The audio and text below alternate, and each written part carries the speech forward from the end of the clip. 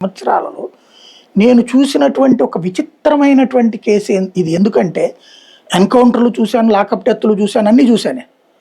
కానీ చంపేసి తగలబెట్టేయడం first time చూస్తున్నా.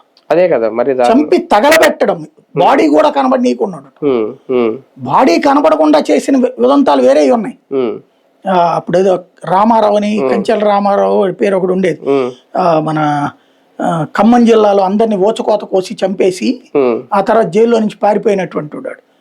వాడిని కాపాడడానికి ఒక సెక్షన్ ఆఫ్ మీడియా ప్రయత్నించినప్పుడు పోలీసులు అడవిలో చంపే తగలబెట్టేశారు. అది వాడు ఊళ్ళో కత్తి పట్టుకుని కనబడ్డోళ్ళు అందరిని నరుక్కుంటూ వెళ్ళాడు.